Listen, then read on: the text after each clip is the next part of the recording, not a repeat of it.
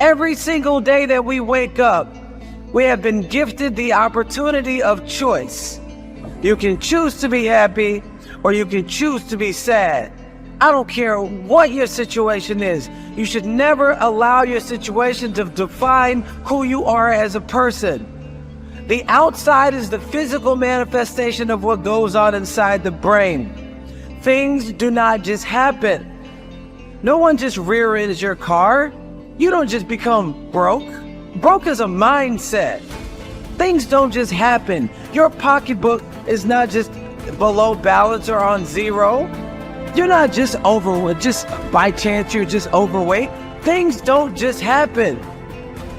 Your words can trip you. What you say can cause you to stumble. It can keep you from your potential.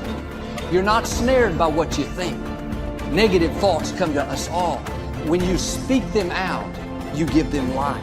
That's when they become a reality. When you say, I'll never get back in shape, it becomes more difficult. You just made it harder. When you say, I never get any good breaks, that stops the favor that was ordained for you. If you say, I'm not that talented, I don't have a good personality, that is setting the limits for your life. That is calling in mediocrity. So the recognition that negative thinking and unhappy states actually do nothing to change anything. If anything, they make it worse.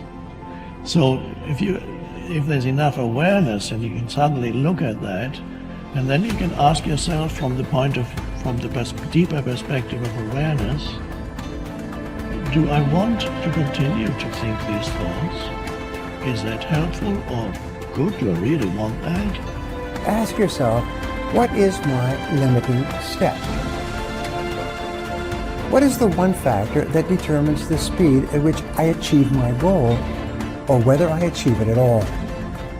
Once you've answered this question, you can move on to making a plan for how to accomplish your goals by eliminating this limiting factor. Your ability to identify your limiting step is one of the best demonstrations of your intelligence, and your capacity to eliminate this limiting step is one of the best demonstrations of your overall competence in achieving anything you want. It's our thoughts that are manifesting this world. Now you could say that's a spiritual thing, and now I say not only is it spiritual, now it is fundamental basic science of the universe. And it says then the thoughts are creative. Well, if the thoughts are creative, then who is having the thought? And you start to realize I'm having the thought. Well, then the truth is simple.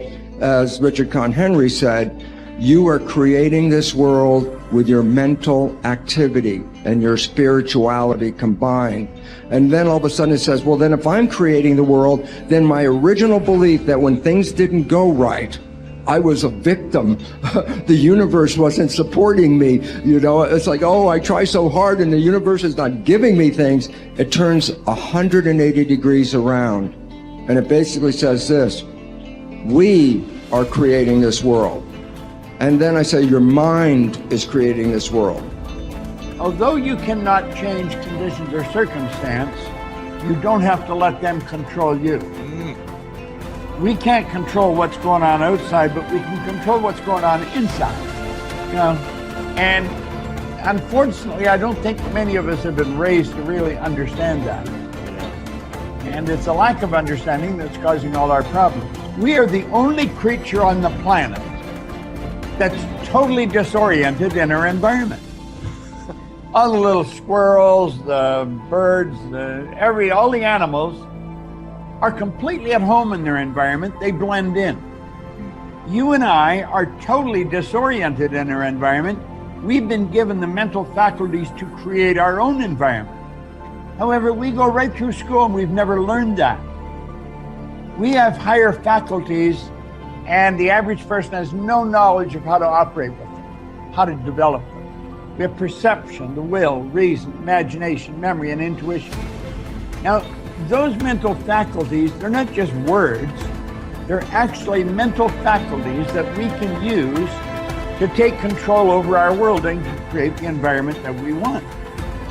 But unfortunately, we grow up, we don't know that.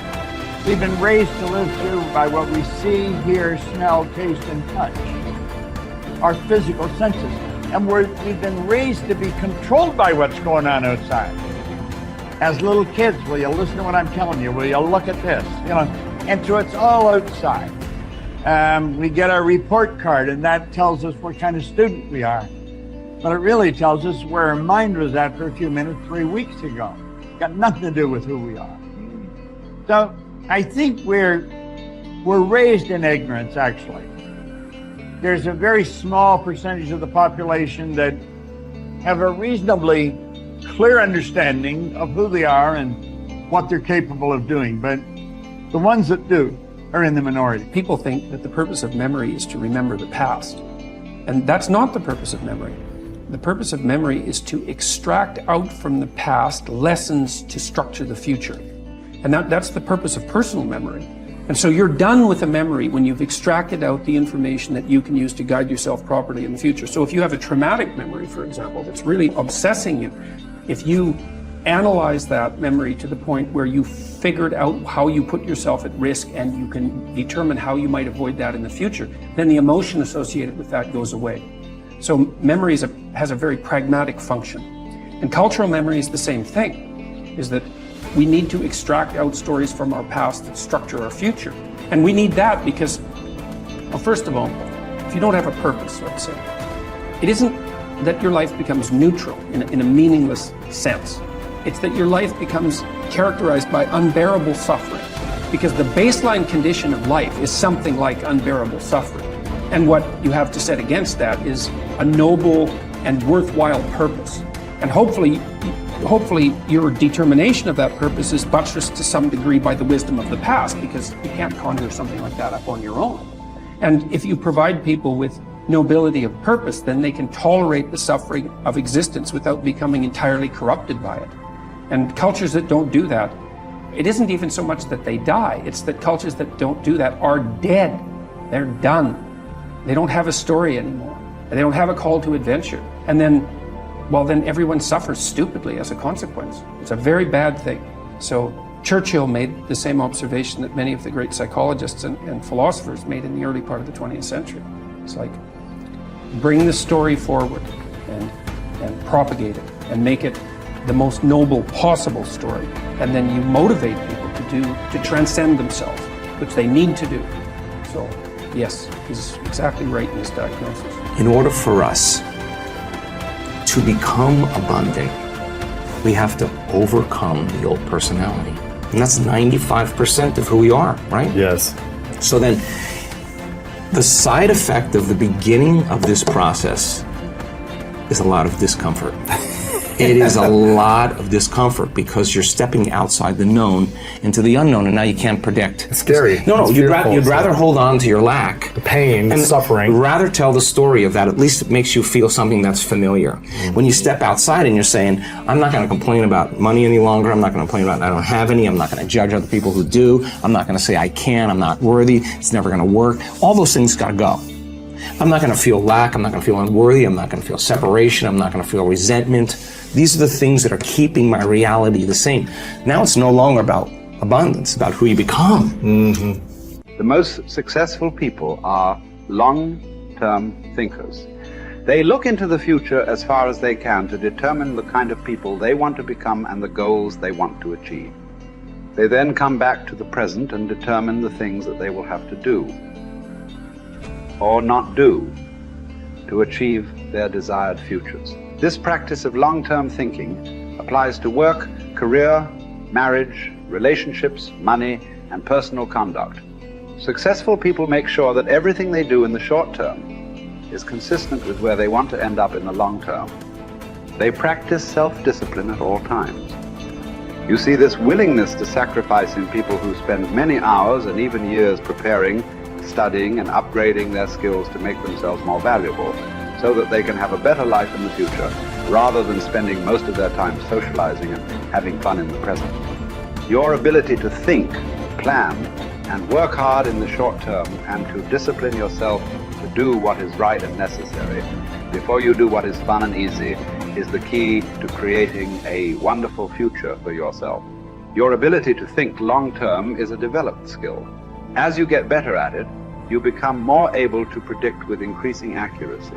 what is likely to happen to you in the future as the result of your actions in the present. This is a quality of the superior thinker.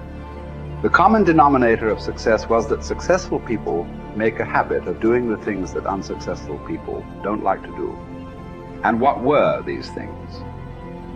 It turned out that the things that successful people don't like to do are the same things that failures don't like to do either.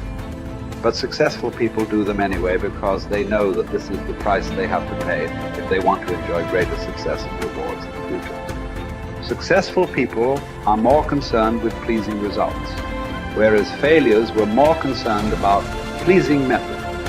Successful, happy people were more concerned with the positive, long-term consequences of their behaviors, whereas unsuccessful people were more concerned with personal enjoyment and immediate gratification. The top people were those who were more concerned with activities that were goal-achieving, whereas average people were more concerned with activities that were tension-relieving